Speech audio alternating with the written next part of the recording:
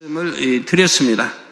성부 하나님과 성자 하나님의 영의 분리까지 말씀드렸지요.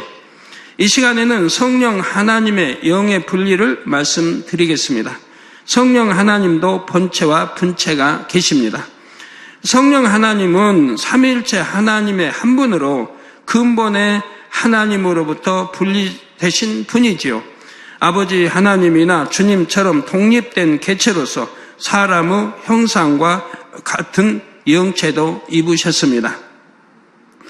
이러한 성령 하나님의 본체를 지금부터 성령님이라고 표현하겠습니다. 성령님도 아버지 하나님과 주님처럼 분체를 스스로 분리해낼 수 있는 능력이 있으시지요. 대표적인 성령님의 분체는 바로 모든 하나님의 자녀들의 마음에 임하시는 성령입니다. 여러분 마음에 임해 있지 않습니까? 성령이 임해 있죠? 그럼 본체에서 처음 분리되어서 여러분 예수를 구세주로 영접할 때 주신다 이 말입니다.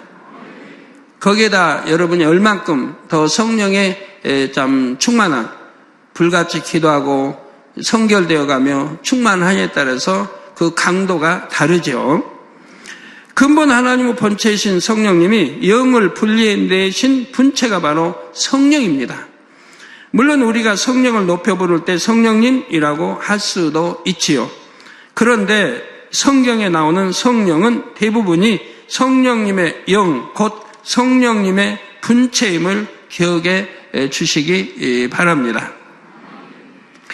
성령님의 분체인 성령님의 영은 성령으로서 뿐만 아니라 또 다른 이름과 형태로 다양하게 역사하셨습니다. 먼저 구약시대에는 주로 성신으로 나타나셨지요. 예를 들어 역대상 12장 18절에 때 성신이 30인의 두목 아마세에게 감동하시니 했습니다. 에스겔 43장 5절에도 성신이 나를 들어 데리고 안뜰에 들어가시기로 내가 보니 여호와의 영광이 전에 가득하더라 했지요. 구약시대는 왜 성신이라고 했는지도 나중에 영, 신의 차이를 설명할 때 함께 설명하겠습니다. 나중에 하니까 다음 주간이 아니고요. 이따 설명할 것입니다. 여러분 궁금하지 않습니까? 왜 구약에는 성신이라고 신약에는 성령이랍니까? 왜 신 또는 영으로 바뀌었습니까? 그냥 성신 아니고 동일하게 신약도 성신하지 왜 다릅니까? 이 다른 거를 모르는 분들은 신약에 와서도 그냥 성신으로 쓰는 분이 꽤 많이 있어요. 전에 많이 봤는데 성부, 성자, 성신의 이름으로 기도합니다 하면 이런 분들 꽤 있어요. 왜 성경 그대로 하지? 신약에 성령하면 성령으로 하지 왜 성신을 붙여요? 답답한 일 아니에요? 그냥 성경 그대로 하지. 주기도문도 우리 예수님이 가르쳐 주신 대로 대개 빼고 하면 얼마나 좋아요. 왜 사람 편에 대개를 넣어가지고 하느냐 이 말이에요. 대개 안 하면 또 이단이라고. 근데 이제는 또 어떻게 대개 뺀 데도 많이 있고 세월이 지나면 이제 대개 빼자 해가지고 뺀 것도 많이 있고요. 성경이 항상 참이 되어야 합니다. 성경 그대로 변개하지 말고 해야지요.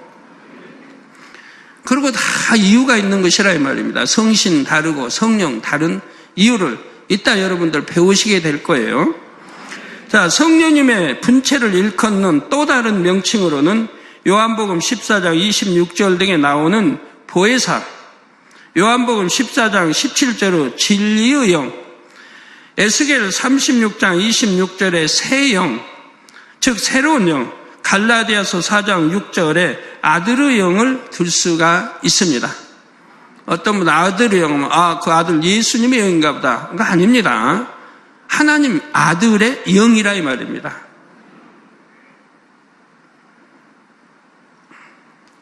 그리고 성경을 살펴보면 성령님의 분체는 다양한 형태로 나타났음을 알 수가 있지요. 마태복음 3장 16절에 예수님께서 요단강에서 세례를 받으실 때는 하나님의 성령이 비둘기같이 내렸습니다. 사도행전 2장에서는 급하고 강한 바람 같고 불의 혀 같은 성령이 임했지요. 이처럼 성령은 다양한 형태로 나타날 수 있는데 성령님의 본체의 형상대로 나타날 수도 있습니다. 주님의 영이 주님의 모습과 같은 것처럼 성령도 본체와 같은 모습으로 나타날 수 있지요. 지금까지 성령은 성령님 본체의 형상으로 많은 사람들에게 꿈이나 환상을 통해 자신을 나타내 주셨습니다. 그런데 사람들은 성령님의 본체의 모습을 원래 모르기 때문에 보아도 알지를 못합니다. 또한 성령님이 일정한 형상을 입으셨다고 미처 생각지 못하는 사람들이 대부분이지요. 성령은 단지 불이나 바람이나 비둘기 같은 모습일 것이라고만 생각하여 스스로 한계를 짓는 것입니다. 성령님의 본체가 이 땅에 친히 내려오신 경우도 있습니다. 성자 하나님의 본체는 이 땅에 예수님으로 오셔서 그리스도가 되셨지요. 이처럼 성령님의 본체도 사람과 같은 모습으로 잠시 이 땅에 오셔서 하나님의 섭리를 이루신 적이 있지요. 앞으로 창세기 강해를 통해 이 부분도 풀어 설명하게 될 것입니다. 이 성령의 본체가 오셔서 구약에서 몇몇 군데 사역하신 장면들이 나옵니다. 앞으로 설명이 되어질 것입니다. 성도 여러분, 앞서 주님의 영이 함께 할 때 기사와 표적이 나타나며 은혜가 임함을 말씀드렸습니다. 성령님의 분체인 성령이 임할 때도 마찬가지입니다. 먼저 사도행전 1장 8절에 오직 성령이 너희에게 임하시면 어떻게 해야 임하시는 거죠? 즉 하나님이 성령을 선물로 주셨다 했습니다. 선물로. 어디에? 우리 마음 안에 주셨다 했지요. 그런데 성령이 너희에게 임하시면 그거 어떻게 해야 임합니까? 어떻게 해야 임하죠? 예수를 구세주로 영접할 때 임하는 거예요. 예수가 우리의 구세주이시다, 메시아이시다, 구세주이시다고 믿고 마음의 문을 열고 영접할 때 그때 성령이 하나님의 성령을 선물로 우리 마음 안에 인쳐주시는 것이라 이 말입니다. 오직 성령이 너희에게 임하시면 너희가 권능을 받고, 그럼 성령이 여러분 임하시니까 권능이 임했습니까? 여러분 나름대로 권능이 임했죠. 왜? 믿음도 갖고 기도할 수도 있고 또 예수 구세주님도 알고 쭉 해왔는데 세상을 이길 수 있고 죄를 싸워 버릴 수 있고, 그렇지만 정작 권능은 성령이 임해야, 그리고 여러분들이 열심히 영으로 들어가 하나님 진리의 말씀을 알고 행해서 영으로 여러분을 일고 갈 때 일군 만큼 성령으로 영으로 여러분 마음을 일군 만큼 능력이 임해요. 능력이. 그리고 원령으로 들어가는 만큼 권능이 임하고요. 능력과 권능은 다릅니다. 영으로 들어가면 능력이 임하고 원령으로 들어가면 권능이 임해요. 권능이 임하면 여러분도 이 손승을 가지고도 기도할 때 소경에 눈을 뜨고 벙어리가 말하고 귀머거리 들으며 앉은 배 일어나 걷고 뛰고 온갖 걸 다 할 수 있어요. 시공간을 초월한 역사, 죽은 자도 살릴 수 있고요. 물론 많이 그렇게 하고 있고 오늘날 또 선수活동에 세계 곳곳에서 수없이 간증도 들어오고 있지만 여러분도 할 수 있는 거예요. 너희가 권능을 받고 예루살렘과 온 유대와 사마리아와 땅 끝까지 이르러 내 증인이 되리라 하시니라 했습니다. 여러분들 예수 그리스도 증인 되셔야죠. 성령이 임하면 권능의 역사가 나타납니다. 그리고 사도행전 2장 17절에서 18절에는 하나님이 가라사대 말세 내가 내 영으로, 말세 내가 하나님의 영, 내 영으로 곧 성령으로 모든 육체에게 부어주리니 너희의 자녀들은 예언할 것이요 너희의 젊은이들은 환상을 보고 너희의 늙은이들은 꿈을 꾸리라. 네, 하나님이 가라사대 말세. 이게 여러분이 예언한다, 예언할 수 있으면 좋죠. 또 환상을 본다, 젊은이들이 또 너희의 늙은이들 꿈을 꾼다. 이건 하나님의 말씀이고 정상인 거예요. 구약이나 신약에 다 기록된 하나님의 말씀이에요. 이렇게 이루어져야 참이죠.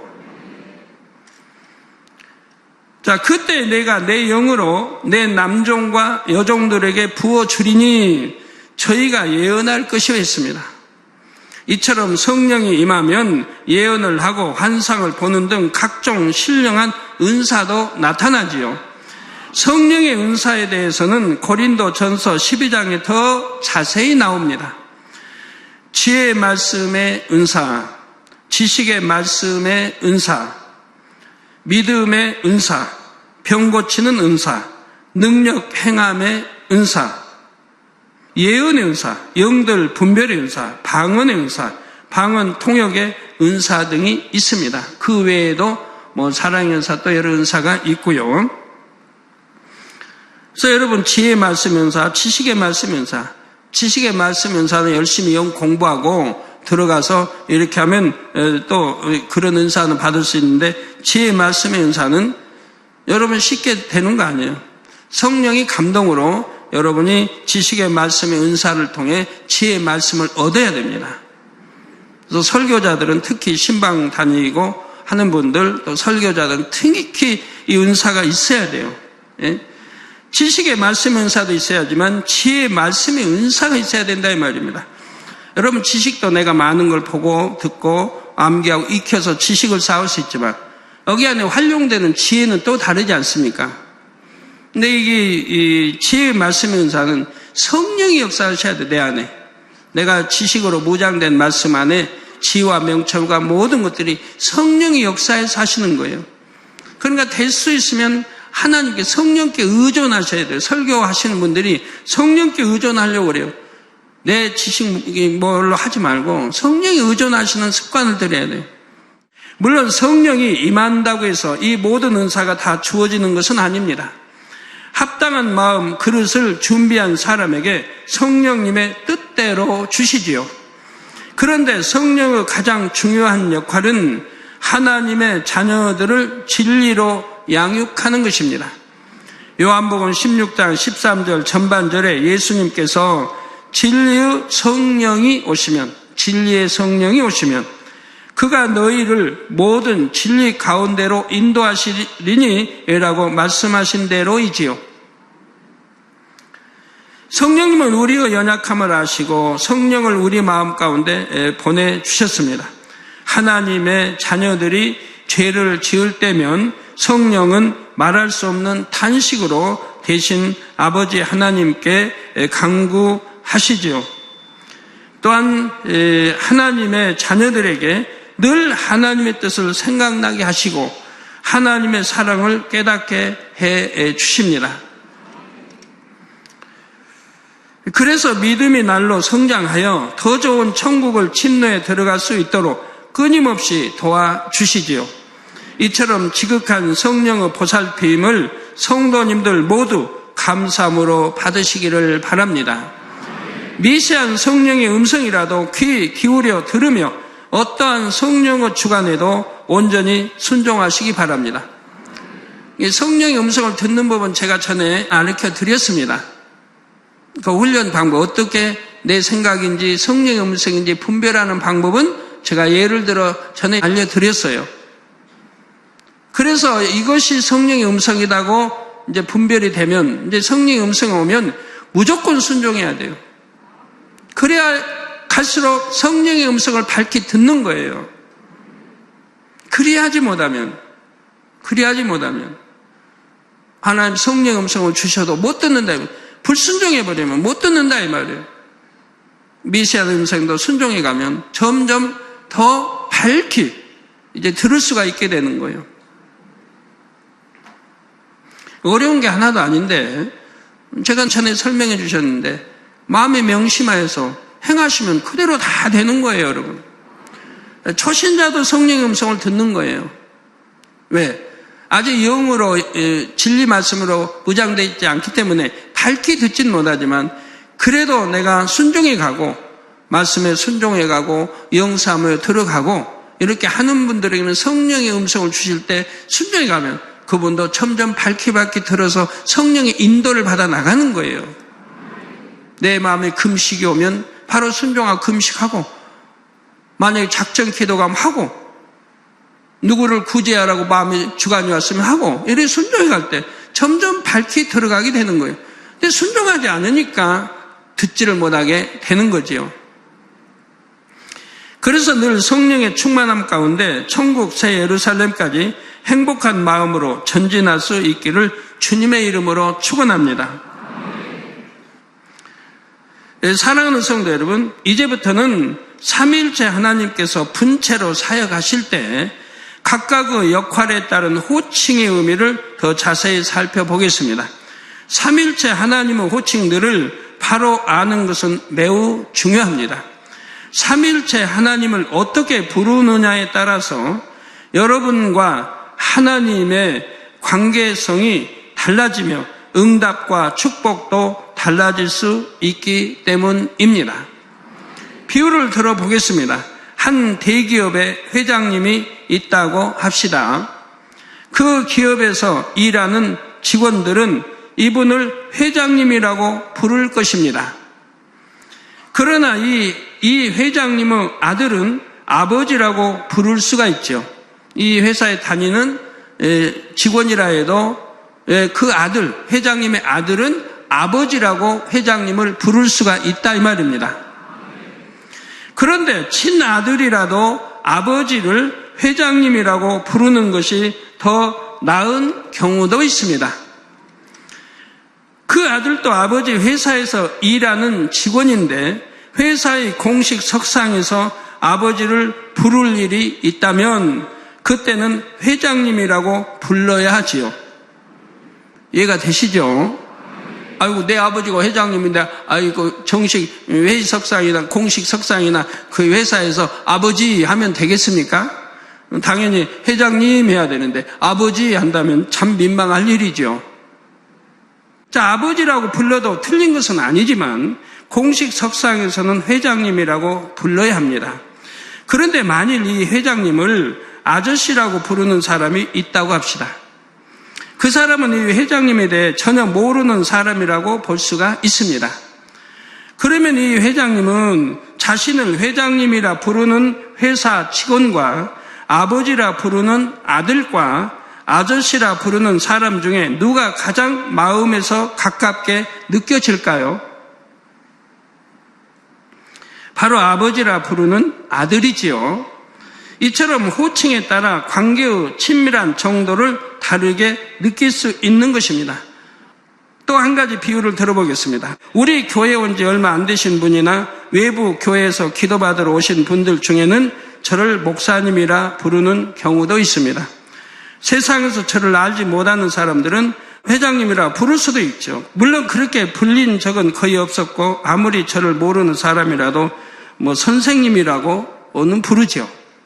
그런데 이 세 부류의 사람들이 모두 제게 기도를 부탁한다면 저를 어떻게 부르는 사람이 제 마음에서 더 가깝게 느껴질까요? 또한 어떤 사람이 저를 가장 바로 알고 있다고 할 수 있을까요? 자, 우리 아버지 하나님에 대해서도 마찬가지입니다. 중요하기 때문에 이렇게 비유대로 제가 여러분이 이해하도록 설명하고 있는 거예요. 하나님, 여호와 하나님, 아버지 하나님, 아버지 등으로 부를 수가 있습니다. 이 각각의 호칭들은 부르는 사람과 하나님과의 친밀한 정도를 나타내지요. 따라서 응답과 축복도 달라질 수 있습니다. 우리 예수님께서는 아버지 하나님을 항상 아버지라 부르셨지요. 제가 설교할 때도 우리 예수님 할 때가 있어요. 예수 그리스도, 우리 주, 다 호칭이 다르다 이 말이에요. 지금 여기서 예수님께서는 아버지 하나님을 항상 아버지라 부르셨죠. 뭐예요? 십자가 지기 이전을 지금 설명하는 거 아니에요? 사범서에 활동하셨던 십자가 지기 이전을 설명하니까 예수님이라고 지금 설명이 나가는 거예요. 이렇게 그때그때 호칭이 달라요. 그런데 세상은 모든 죄를 대신 짊어진 죄인으로서 십자가에 달리셨을 때는 하나님이라고 부르셨습니다. 여러분도 죄를 지었을 때, 육체를 행하든가 죄를 지었을 때는 아버지라고 부를 수가 없는 거예요. 그냥 하나님, 여호와 하나님 아니면 하나님이라고 불러야지. 아버지라고 부르면 그것도 큰 신뢰예요. 왜? 아버지는 자녀들을, 아들, 딸들을, 죄 없는 아들, 딸들을 원하셨지. 그렇게 하나님 말씀하셔도 죄를 짓고 사망일로 가는 그런 아들, 딸들을 둔 적이 없다 이 말입니다. 그러니까 죄를 가지고 마음에 또 죄를 가지고 기도하면 하나님이 외면하신다고 하지 않았어요? 듣지 않으신다고. 그런데 죄를 짓고 육체를 행하면서도 아버지 하나님 하면 이건 말이 안 되는 거예요. 그럴 때는 감히 아버지 하나님 못해요. 그냥 하나님이라고 해야지. 아버지 자를 빼요. 아버지가 너무 싫어하시니까. 그러기 싫으면 어찌하든 죄 짓지 말고 아버지 하나님이라고 부를 수 있도록, 그래서 아버지와 나의 사이가 가까울 수 있도록, 또 아버지가 오냐 할 수 있도록 해야 되겠죠. 그러면 되는 거고요. 우리가 예수님의 이름으로 기도하는 것과 예수 그리스도의 이름으로 기도하는 것도 많은 차이가 있다 했지요. 마태복음 1장 21절에 아들을 낳으리니 이름을 예수라 하라. 이는 그가 자기 백성을 저희 죄에서 구원할 자이심이라 했죠. 구원할 자이심이라. 아직 구세주가 되기 이전의 이름이라 이 말입니다. 이처럼 예수님은 자기 백성을 저희 죄에서 구원할 구세주가 되실 분이라고 했지, 지금 구세주라고 하신 건 아니에요. 예수님이라 이름은. 앞으로 이제 십자가 지시고 우리 죄를 대속할 구세주가 되시지만, 그러기 이전은 구원할 자라 이 말입니다. 구세주가 아니고 구원할 자. 구세주가 되기 이전의 이름이 예수님이지요. 이러한 예수님이 십자가에서 죽으시고 사망 권세를 깨뜨리고 부활하심으로 예수 그리스도가 되셨습니다. 따라서 예수님은 사망 권세를 깨뜨리기 전의 이름이고, 예수 그리스도는 우리의 죄를 대속하셔서 십자가에 못 박아 돌아가시고 그 사망 권세를 깨뜨리고 부활하신 후의 이름입니다. 이렇게 다르다 이 말입니다. 그리스도는 메시아와 같은 말로 이미 구세주가 되신 분을 지칭합니다. 따라서 그냥 예수님의 이름으로가 아니라 예수 그리스도의 이름으로 기도하는 것이 합당하죠. 여러분은 다 아시기 때문에 예수 그리스도의 이름으로 기도합니다 하지 않습니까? 우리 만민의 성도가 예수님의 이름으로 기도합니다 하는 분이 있습니까? 있다면 신앙생활 너무 잘못한 거죠. 기도 응답의 차원과 권세도 달라집니다. 예를 들어 원수마귀 사단을 물리칠 때도 예수 그리스도의 이름으로 기도해야 원수마귀 사단이 무서워서 떠나지요. 예수 그리스도라는 이름에는 예수님께서 사망 권세를 깨뜨리고 부활하셨다 의미도 담겨 있기 때문입니다. 이러한 영적인 의미를 밝히 알았던 사도 바울은 우리 주 예수 그리스도라는 표현을 즐겨 사용했던 것을 알 수가 있습니다. 이 사도 바울은 강조해서 그냥 예수 그리스도 해도 되는데, 우리 주란 말이 뭐냐면 예수 그리스도 약자가 주입니다. 예수 그리스도 약자가 주예요. 주인데 이제 존칭을 붙여서 주님이라고 하는 거죠. 그래서 사도 바울은 이렇게 강조하기를 좋아하셨어요. 로마서에도 보면 아버지를 그냥 아버지를 하지 않고 아바 아버지, 또 이렇게 우리 주 예수 그리스도, 강조를 많이 하셨습니다. 이처럼 삼위일체 하나님에 대한 호칭을 바로 알고 적절하게 사용하는 것은 중요합니다. 성경의 삼위일체 하나님을 지칭하는 명칭은 30여 가지가 넘습니다. 이제부터 각각의 의미를 하나하나 잘 양식 삼으시기 바랍니다. 성도님들도 영어 말씀을 양식 삼는 만큼 능력 있는 일꾼이 될 수 있죠. 성도 여러분, 성경에서 그냥 하나님이라고 할 때와 여호와 하나님이라고 할 때의 차이를 기억하고 계십니까? 하나님이라고 표현했을 때는 특별한 경우를 제외하고는 삼위일체 하나님께서 함께 역사하셨죠. 이제부터 또 중요합니다. 반면 여호와 또는 여호와 하나님으로 표현했을 때는 그 이유 주체가 성부 하나님이신 경우입니다. 이해가 되세요? 지금 무슨 말인가 이해가 되세요? 중요하기 때문에 다시 한번 설명합니다.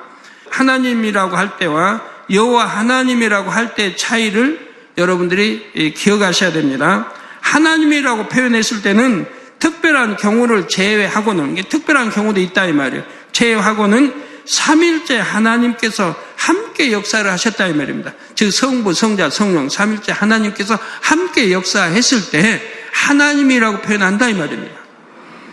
또 반면 여호와 또는 여호와 하나님으로 표현했을 때는 그 이유 주체가 성부 하나님이신 경우입니다. 그러니까 그때는 성자 또는 성령이 함께 역사하신 게 아니고 성부 하나님 홀로 역사하신 때를 가리키는 것이라 이 말입니다. 성부 하나님께는 구약 시대에 친히 일하셨으므로 여호와라는 단어는 구약 성경에만 나오지요. 그래서 구약에는 성부 하나님이 친히 역사하신 게 대부분이라 이 말이에요. 그래서 여호와라는 단어가 구약에는 나온다 이 말입니다. 신약에 와서는 여호와라는 단어가 안 나오죠. 왜? 성부 하나님이 역사하신 시대가 아니기 때문에 하나님도 또 성자 예수님도 성령님도 역사하셨기 때문에 여호와라는 단어가 나오질 않는 것이라 이 말이에요. 신약 성경에서 성부 하나님을 지칭할 때는 아버지 또는 아버지 하나님으로 표현합니다. 구약 시대에는 하나님과 백성의 관계였지만 신약 시대에는 예수 그리스도를 영접할 때 하나님의 자녀가 되기 때문이지요. 이제 하나님과 여호와의 차이를 잘 아시겠지요? 다시 한번 정리하면 하나님은 삼일체 하나님을, 여호와는 성부 하나님만을 가리킵니다. 이해 잘 하셔야 돼요. 혼란하시면 안 돼요. 그리고 성부 하나님께서는 구약시대 여호와로서 일하셨기 때문에 여호와란 단어는 구약 성경에만 나옵니다. 신약 성경에서는 아버지 하나님이지요. 네, 왜 구약에는 여호와 하나님이 나왔는지, 신약에는 여호와가 등장하지 않는지 이제 이 이유를 아셨죠? 그런데 성경에는 하나님의 신, 하나님의 영, 여호와의 신, 여호와의 영이란 표현도 나옵니다. 참 복잡하네요. 쉬웠으면 좋겠는데. 그러나 쉬우면 안 돼요. 이렇게 명확하게 구분이 돼야 되는 거예요. 왜? 그때그때 상황에 따라 호칭이 달라지니까. 아까 설명한 대로 여러분 아버지가 저 삼성 회장이라고 해봐요. 그러면 회사에 가서 근무하는 수도 아버지 이건 어떻게 해요? 그러면 아버지 망신 주는 거죠. 당연히 거기서는 호칭이 회장님 그래야지. 자, 어떤 때는 신이 붙고 어떤 때는 영이 붙을까요? 먼저 이해를 돕기 위해 예를 들어 보겠습니다. 만일 아버지를 꼭 닮은 아들이 있다고 할 때 사람들은 이 아들을 보고 크게 두 가지로 반응합니다. 먼저는 저 사람은 자기 아버지 얼굴을 판에 찍어낸 것처럼 빼닮았다 말합니다. 이는 그 사람 얼굴의 생김새, 곧 외형에 초점을 두고 말하는 것이지요. 외형에 초점을 두고 말합니다. 분명히 이해가 되시죠? 한편 저 사람의 아버지도 참 점잖은 분이셨는데 아들도 아버지를 닮아서 참 점잖네 하거나 또는 저 사람 아버지도 혈기가 많았는데 아들도 똑같다 말하기도 합니다. 이때는 그 사람의 외형이 아니라 성품에 초점을 두고 말하는 것입니다. 그 마음, 성품에 초점을 두고 말하는 것이라 이 말이에요. 자, 여기까지는 이해가 되셨습니까? 하나님 뒤에 신을 붙일 때와 영을 붙일 때의 차이도 이와 같습니다. 먼저 하나님의 형상에 중점을 둘 때는 신을 붙여서 하나님의 신이라고 표현합니다. 하나님의 마음에 중점을 둘 때는 영을 붙여서 하나님의 영이라고 표현하지요. 여기서 영이란 진리, 선, 사랑 등의 하나님의 속성을 가리킵니다.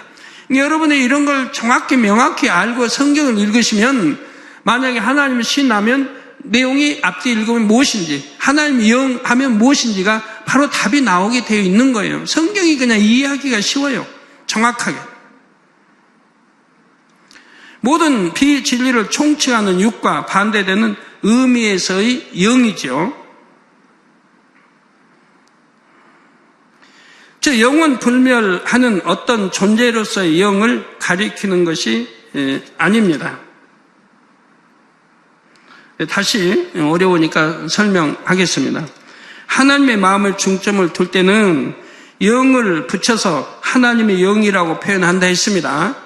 여기서 영이란 진리, 선, 사랑 등의 하나님의 속성을 가리킨다 이 말입니다. 왜 영이 아니에요? 속성을 가리켜요. 모든 비진리를 총칭하는 육과 반대되는 의미에서의 영을 지금 말합니다. 영은 불멸하는 어떤 존재로서의 영을 가리키는 것이 아닙니다. 천사나 사단 마귀도 영적인 존재인데 이때 영적인 존재라는 것은 영의 세계에 속한 존재라는 뜻이죠. 그런데 지금 신과 짝을 이루는 영은 이런 존재적인 의미의 영이 아닙니다. 하나님의 마음에 담긴 진리, 선, 사랑 등 하나님의 속성을 가리키는 것입니다. 영의 사람, 영의 일꾼, 영적인 모임 등 이럴 때의 영도 마찬가지이지요. 그 사람이나 일꾼이 천사 같은 영의 존재란 뜻이 아니라 진리, 선, 사랑 등의 하나님의 속성을 지닌 사람이요 일꾼이란 뜻입니다. 그래서 이런 거 이해를 잘 하셔야 돼요. 영의 사람 한다고 영으로 다 들어왔다는 것도 아니고 영의 일꾼이라고 해서 그 영으로 들어왔다는 것도 아니고 영적인 모임이라고 해서 이럴 때 영도 마찬가지입니다. 예. 우리가 영 사모하니까 이런 사모함의 모임, 영으로 들어가기는 이런 다 사모함의 모임, 또 그런 일꾼이 돼야 되고 이러는 것이지 꼭 들어와야만 그렇게 표현하는 건 아니죠. 예, 진리선 사랑 등의 하나님의 속성을 지닌 사람이 일꾼이란 뜻입니다. 이처럼 영을 붙일 때는 내용물에 초점을 두는 것이고 신을 붙일 때는 내용물을 담고 있는 형상에 초점을 둔 것이라 이해하시면 됩니다. 그러면 하나님의 영이 역사하셨다고 하면 아무런 형체도 없이 나타나신 것입니까? 그런 뜻이 아닙니다. 삼위일체 하나님께서 분체로 역사하셔도 분체의 형상이 있습니다.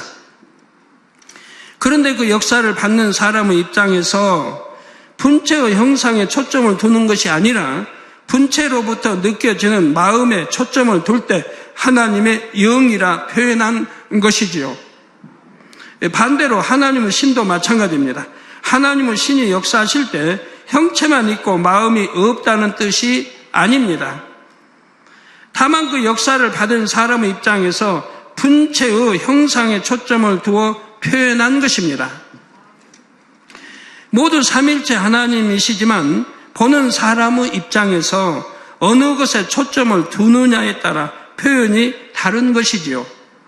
그런데 구약 성경에는 하나님의 신이란 표현만 나오고 하나님의 영이란 표현은 없습니다. 구약 시대의 사람들은 하나님의 마음을 잘 느끼지를 못했지요.